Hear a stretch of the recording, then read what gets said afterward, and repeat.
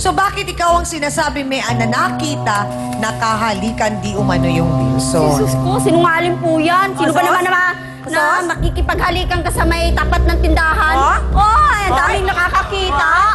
Wala mukha mo. So parang ang sinasabi mo, kung rarampa ka na rin lang, doon sa medyo likod. Sa likod na, hindi sa harap. Sa harap po. Sa likod ng tindahan. Tapat po kami ng tindahan. Sa likod. O bakit naman ikaw, Aileen, ang sinasabi ni Aling Terry, nakikita ka daw laging rumarampa ng madaling araw? Hindi po Saan totoo naman yun. ang punta? Hindi po totoo yun siyang amin. Lagi po nandun lang sa loob ng bahay namin. Sa Pons? Saan ka banda sa Pons? Chismosa! Sa Pons? Ay! Pagkailan meron Saan mo kasi- siya nakikita, Aling Terry? Diyan lang, sa kanto-kanto, may inaantay. Pero wala naman ako nakita kung Totoo sino ba kasama. yan? Totoo ba yan? Ikaw ba yan? Totoo yan. Totoo ba yan? Nasinggera ka Ang kasi. tanong ko, Hoy, ako Aling Terry. nag-iinom. Ako Pagkailan nangingi sa meron inyo. bahay na may buhay. Okay. Sige, sandali lang. Aling Terry, ang gusto ko pong maunawaan, bakit po kayo gigil na gigil at bakit po ninyo pilit pinanghihimasukan ang buhay nila? Bakit po? Hindi naman po kayo principal, direktor, ano ba? Nainis kasi ako sa kalasyang amidi kasi ako niya binabayaran ng utang sa akin yan eh. Ano na lang yan? So, ang pinag-uugatan nito dahil sa may utang kaya nanggigigil kayo? Opo, di ako binabayaran yan. Kahit may pera sabihin, wala akong pera, wala akong pera. Pero pag may walang pagkain, dahil ba kami pagkain kanyang kapal ng bakulaw, bakulaw. So, ang tanong ko, Aileen, nalaman din ba ng kinakasama mo yung sinasabing chismis na ito na ginagawa? Opo. Oh, anong sinabi? Muntik na nga po din kami mag-away nung asawa ko. Anong pinaliwanag mo? Pinaliwanag ko po na hindi totoo yung sinasabi ng Terry na yan. So, hindi naman naniwala ang asawa mo? Hindi po. Kasi alam niya na chismosa talaga pagkailamera yan. Talaga? Talaga? Oo, talaga. Talaga lang, ha? Talaga lang, ha? Talaga lang. Kaya pala, kaya okay. pala nung wala pala kayo makain sa chismosa, kayo kumukuha ng pagkain nyo. Okay. So, ang tanong ko, Mean, Aileen, Aling Elsie, bukod po sa inyo, may iba pa ho bang galit kay Aling Terry? Marami po. Dami pahay po namin. Marami? Opo. As in, super dami? Ilan po kami. Abay, mukhang madami nga talaga dahil may mga tao kaming nahanap, Aling Terry, na makakapagpatunay na medyo kayo po ay chismosang kapitbahay. Eto po, panoorin natin. Ang pagkakilala ko po sa kanya, lasinggera, tapos chismosa. At matagal ko na pong kilala. Kaya nga po, inano na po siya dito na paalisin. Napunta na nga po siya dun sa dulo. Pinitisyon po siya. Pinipetisyon na nga po sila dito. May pagka, inggitira. Pagka nalalasing po siya, nagwawala. Kung minumura po lahat na lang kapitbahay, lagi na lang kung ganun ang ginagawa niya. Pag lasing ho yan, nagwawala ho doon sa looban dyan ho. Sana mawala ka na dito sa looban kasi nakaka-perwisyo ka. Number one, talagang chismosa. Lahat ng tao, inaaway niya. Mga kapitbahay, lahat-lahat, dinadami-dami sa away. Dapat talaga, lahat ng kapitbahay mo magkaisa para mawala ka na sa lugar na to. Galit na galit po si Aling Rosita sa inyo. Ayan kasi rin yung matanda na, wala rin ginawa sa buhay yan, ha? Pakialaman ng pakialaman, kaya ako nagagalit. Dahil nanahimik ako sa Okay. loob ng bahay, pinagpakialaman ako. Sabi po ninyo, hindi kayo pinipetisyon. Abay, halos ilan yon? 4 na tao din yung aming nakausap. Pinitisyon, no? Kusa kong malis sa lugar namin. Aling Terry, hindi ho kaya, hindi ho kaya, Aling Terry, ganito. Baka daw po kaya kayo nagkakaganyan, hindi kayo masaya. Masaya po ako, kaya lang po kasi naisip ko lang yung mga problema ko doon sa anak ko po. Sa mabait naman po yung kinakasama ko, kahit hindi niya tunay na anak yung nasa akin ngayon, tino rin naman po niyang mga anak. Kaya lang po talagang siguro, naalala ko lang yung, kasi inuwi ko yung anak ko doon sa Rawak, sa ano pa lang po, grade 1 pa lang po, ngayon po, nasa 21 anyos na po siya, di ko pa po siya Ay, nakikita. gano'n na po katagal. Pero, Aling Elsie, diretsahang tanong lang po, may utang po ba talaga kayong wifi? May utang nga po. Oh, Nanay Elsie, eto rin naman po ang punto. Noong mga panahon na nangangailangan kayo, mabilis pala sa alas 4, naglabas po ng 1.5 si Aling Terry, pinautang kayo. So, syempre din po, unawain nyo rin na meron din namang mga araw na kailangan na niya ang 1.5 na yon. So, dapat din po, mabilis pa sa alas 4, na ibalik nyo na rin po. Wala ba kayo nababayaran ni isa doon? Wala pa po. Ay, yun ang problema. Kaya pala nang gagalait eh.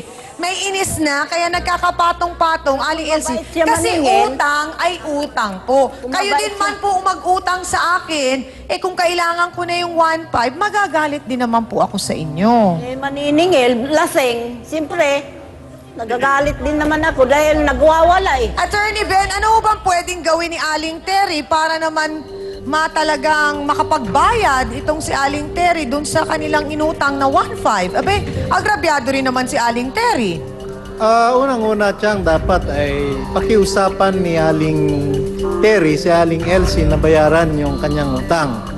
At kung ayaw magbayad pa rin, alam niyo po, meron po tayo ngayong small claim courts na yung mga pagkakautang na hindi humihigit sa 100,000 pesos ay pwede na po itong i-file sa small claim courts. Hindi na po kailangan dito ng abogado, ng sino mang nagnanais na mabayaran ng kanyang ipinautang na pera. Sa pamamagitan ng small claim courts, pwedeng pumunta na po yung complainant at didinggin po yan, napakabilis po at ilalatag lang yung mga maaring ebidensya at pagkaraan po na didesisyonan ng hukom upang sa ganon ay mapilitang magbayad yung nagkautang sa sino man, Tiyangami. Ito naman pong sinasabing nirereklamo na ng halos karamihan ng mga kapitbahay nila doon sa lugar nila. Itong si Aling Terry nga dahil sa pagiging masyadong chismosa di umano. Paano po ba natin pwedeng rendahan itong si Aling Terry?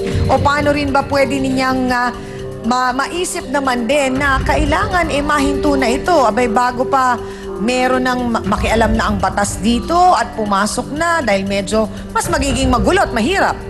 Ayun nga siguro ang dapat na maunawaan ni Aling Terry upang sa gayon ay matigil siya. Ibig sabihin, maipaunawa sa kanya ano ba ang magiging epekto o meron ba siyang malalabag na batas at anong uring batas ang maaari niyang malabag sa mga ginagawa niyang yon.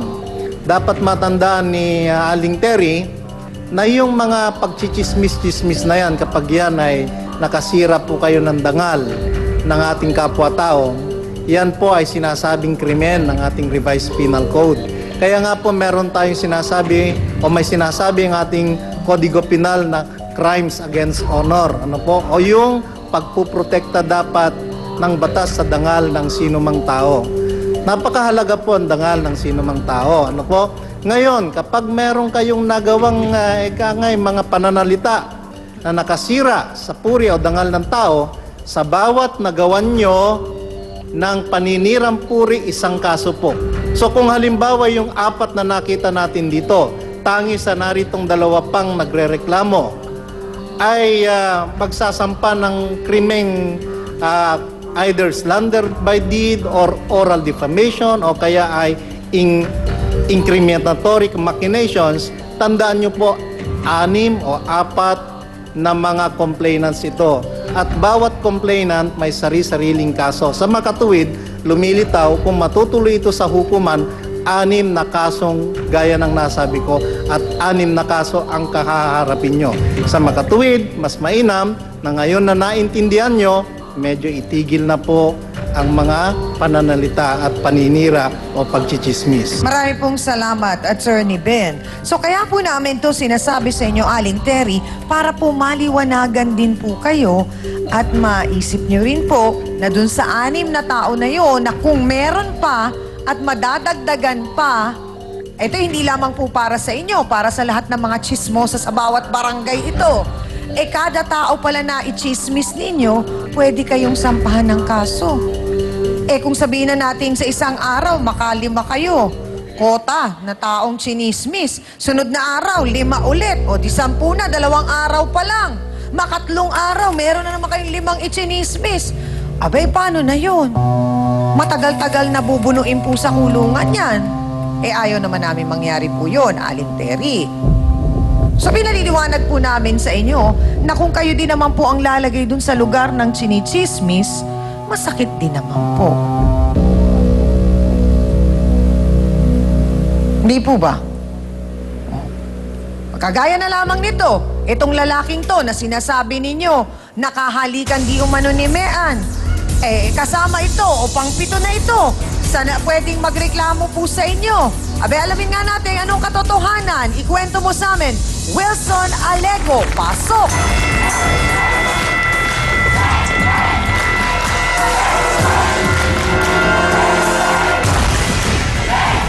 Ma'am Wilson, sige po, upo po muna tayo. Kasama po ba kayo ni Mea nung gabing yun? Gabi po ba o hapon? Hapon po yun. Hapon. Bakit sabi ni Aling Terry gabi na? Ayun na nga po. Bakit po kayo nandun sa tindahan? Anong meron? Kauwi ko lang po noon, galing po sa munisipyo. At ako po yung may binili sa tindahan.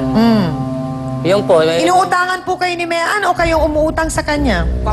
Si Mayan po ang umuutang sa akin. Dahil ang sabi niya, wala pa raw sweldo yung kanyang asawa. Na wala raw siyang pambiling bigas.